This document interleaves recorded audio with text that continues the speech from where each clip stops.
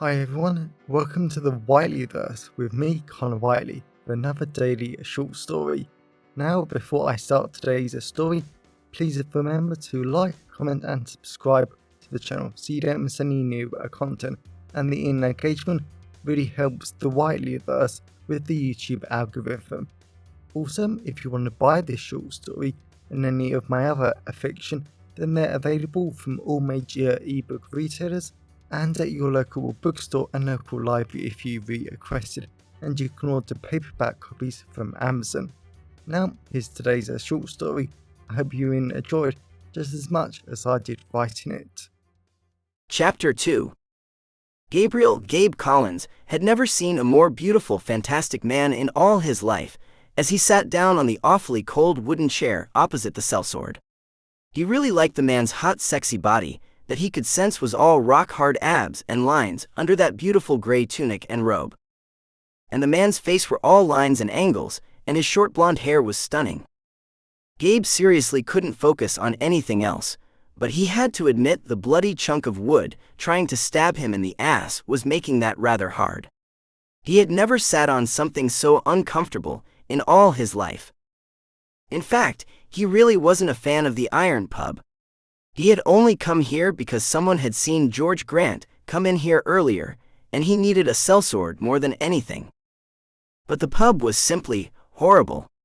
It was so loud, with foul criminals and dodgy men and women just filling the place up like no tomorrow. There were drugs in here, and the entire place just stunk of trouble. He would love to know how many of these patrons were criminals of some sort, and it was just wrong that the Iron Pub existed in the first place. He had been raised a long time ago by respectful, loving, and caring parents that always focused on helping others, improving the lives of poor people, and just making the realm a better place. Until they were murdered by sellswords and criminals, and those who they wanted to help. "I presume you wanted to tell me what's happening," George said. Gabe was amazed with how smooth and sexy the man's voice was. He had never heard a man with such an intense and caring tone that he really wanted to listen to all day. Gabe loved it even more when George leant closer, grinned the most sensational smile he had ever seen, and Gabe actually felt so relaxed around him. Then he couldn't help but wonder if George was gay, so if he magic or something. "Do you have magic?" Gabe asked, wanting to just confirm that right away. "You know how it works, only certain gay people and women get magic. I am gay, but my magic is very flickering these days because I am no man." Gabe just cocked his head. "But you look like a man, you don't have any breasts, and you sound like a man." George waved him silent. "Tell me what's going on, and why you need a sellsword or me specifically." Gabe felt a little confused about the strange no-man comment, but Gabe's heart started pounding in his chest. He was going to have to tell George what happened, and he was going to have to relive it all again. 2 days ago, my village on the outskirt of the Darkic farmlands were attacked by a squad of sellswords and a wizard of sorts.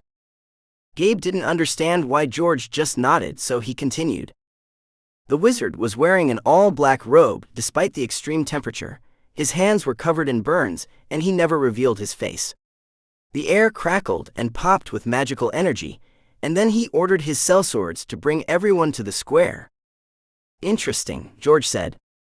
Gabe really didn't like how casually he had said that, like all the murder and death wasn't clear. "When the wizard brought me and everyone together, they forced us on our knees with his magic, and he absorbed the life force of everyone except me and my 3 school friends." George got up, and Gabe didn't know what he was doing as he paced around. "You have magic, a lot of it, and so did your friends." "He couldn't kill another magic user," George said. "That is interesting." "Incorrect," Gabe said, standing up. "He killed the local healing witches without a second thought.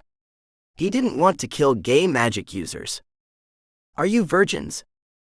Gabe just laughed. What kind of question was that, and why the hell did this idiot feel the need to ask him that?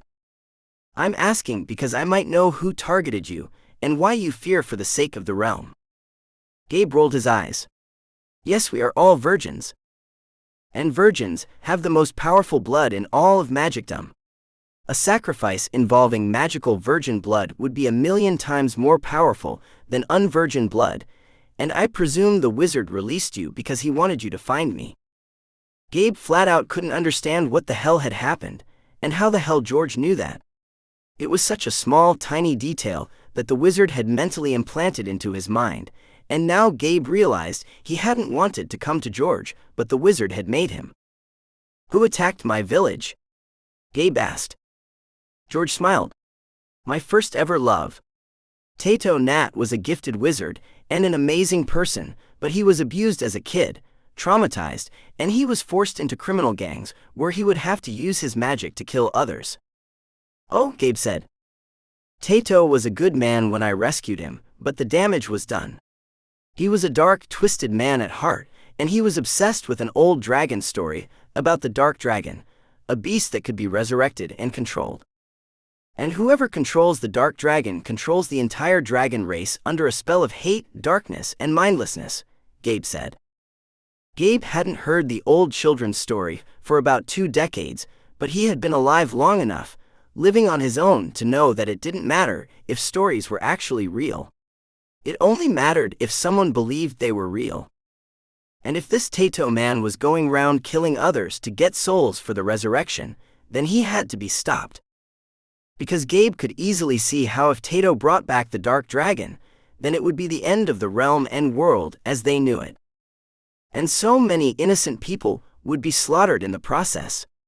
Something Gabe couldn't allow for a single moment.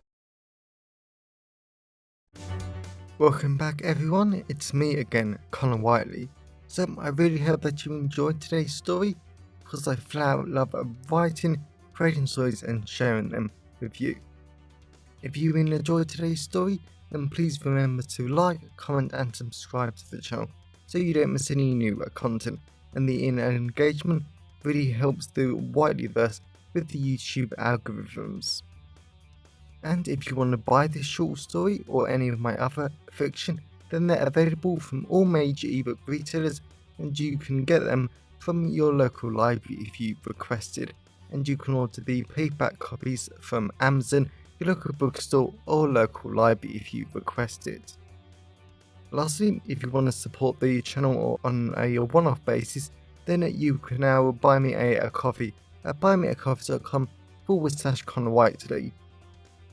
Also, if you know anyone who would enjoy today's story, then please share it with them.